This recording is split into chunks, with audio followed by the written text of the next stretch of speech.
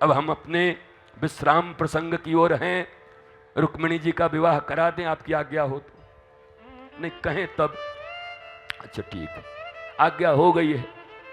नहीं पांडे जी चाहें तो विवाह भी ना होने दें, बोलेंगे कि महाराज एक ही साथ करवा दो सबका।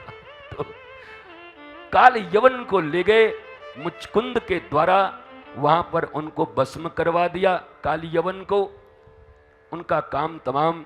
विश्वकर्मा जी को कह दिया समुद्र के भीतर एक बढ़िया महल बनवा दो, राज बनवा दो, 3 तरफ से सुरक्षित रहे, एक तरफ से सेना लगा के रखेंगे, जो आएंगे ससुर को देखेंगे। ठाकुर जी जब इस पृथ्वी पर, वो तो हमेशा हैं, पर उस समय जब थे ठाकुर जी तो इतने शत्रु शायद दुनिया में किसी के नहीं हो। जरासन, खाल यवन, पौंड्रक, रुक्मी, साल्व, विदुरक, शिशुपाल, जितने भी राजा महाराजा थे, तंतवक्त्र, सब ठाकुर जी के विरोधी थे। चारों तरफ से हमला होता रहता था। ठाकुर जी ने 3 तरफ से सुरक्षित किया समुद्र से। अगर एक योग्य श्रेष्ठ राजा के रूप में ठाकुर जी को देख लो तो जयकार हो जाएगी।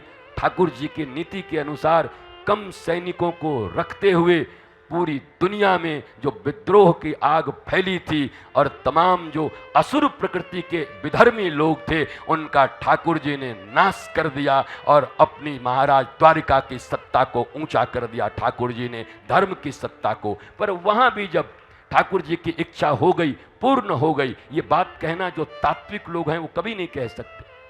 कभी कोई तात्विक नहीं कह सकता कि ठाकुर जी के परिवार में ये हुआ वो हुआ, नेवर। ठाकुर जी ने सबको ज्ञान दिया है, बस तात्विक रूप से ठाकुर जी को समझो, ठाकुर जी श्री कृष्ण को समझो, बलदाऊ भैया को समझो। उनके द्वारा दिए गए नियम नीतियों और विधानों को मानकर अगर भारत के लोग चलने लगे तो और किसी आइडियल की जरूरत नहीं पड़ेगी। मैं बार बार क्यों कह रहा हूं, इसलिए कह रहा हूं कि कली काल के सबसे श्रेष्ठ देव भगवान, अरे 125 वर्ष ही शायद बाकी था कलयुग का, द्वापर के बीच में, तब ठाकुर जी की लीला पूर्ण, जस्ट लाइक कलयुग। कलयुग में तो हमारे जो ये मंदिर के स्थापना हुए हैं वज्रनाभ जी के द्वारा, ये सब कब हुए हैं बोलो? तो सबसे नियरेस्ट एंड डियरेस्ट अगर कोई इनकारनेशन है, अगर कोई अवतार है तो हमारे श्री कृष्ण और बलराम दादा की है। उसी अवतार को लेकर के मध्य मार्ग से हम पूरे संसार में भारत को विश्व गुरु बना सकते हैं।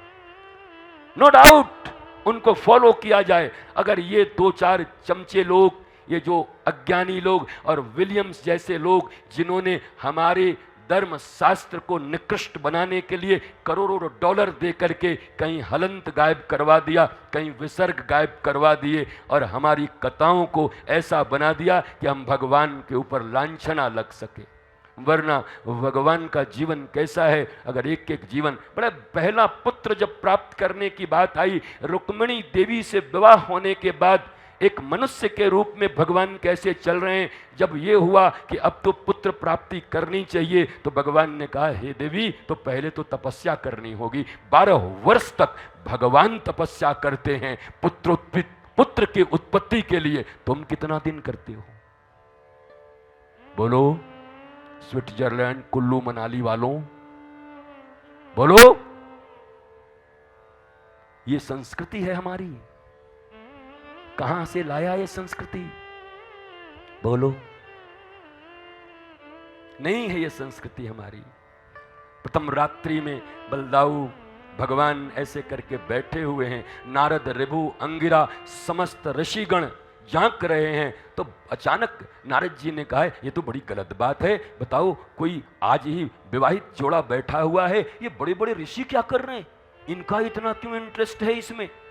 और जब जाकर देखते हैं, भगवान कहते हैं आप पता करके आओ। जब देखते हैं तो क्या देखते हैं, मैंने एक दिन और कहा था, आज फिर कह रहा हूं, क्योंकि रुक्मिणी विवाह के पहले दाऊ दयाल का विवाह हो रहा है रेवती मैया के साथ। और प्रथम रात्रि क्या हो रहा है, दाऊ दयाल ऐसे बैठे हैं, रेवती मैया नीचे बैठी हैं, सारे ऋषि महर्षि देख रहे हैं हो क्या रहा है, चल रहा है। दाऊ दयाल की आंखों से अश्रु निपतित हो रहे हैं। रेवती मैया नीचे अश्रु निपतित कर रहे हैं और मस्त होकर के दाऊ दयाल अपने लाला श्री कृष्ण की कथा सुना रहे हैं रेवती मैया को प्रथम रात्रि में। क्या तुम्हारे ऐसे जीवन हैं? ये भारतीयों बताओ। एक्चुअली क्या है ना, पप्पू का शादी हो गया पप्पू से, तो उन लोगों के लिए एक इवेंट प्लान कर रही स्विट्जरलैंड में। स्विट्जरलैंड में इवेंट प्लान कर रहे हो?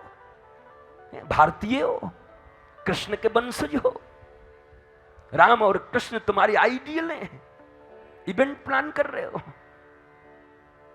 मनु जहां तपस्या करते उसको मनाली बना दिया इन लोगों ने, तकलीफ करा दी।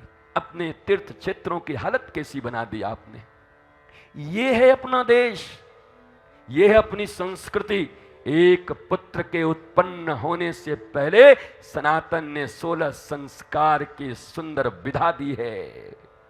पंचवन कब होगा, मिलन कब होगा, और कैसे भगवान के पुत्र के जैसे पुत्र इस पृथ्वी पर आएंगे। राक्षसों को फायदा करोगे राक्षसी वृत्ति से और सोचोगे भारत तो विश्वगुरु बन जाएगा। बेईमानों से तुम बना दोगे सनातन संस्कृति को अवॉइड करा के, और तुम भारत को विश्वगुरु बना दोगे। कैसे बना दोगे, कैसे संभव है ये? इसलिए धर्म का तत्व बड़ा गुह्य है, गुह्य। मरम न जाने धर्म बखाने। हमारे गुरुजी ने हमको रगड़ रगड़ के धोया है ऐसे करके। जहां कुछ इधर इधर इधर इधर, मरम न जाने धर्म बखाने। हम के मर्म समझ, मर्म समझोगे तब धर्म की व्याख्या करने का अधिकार है तुम्हारा। उसके पहले नहीं बैठ सकते।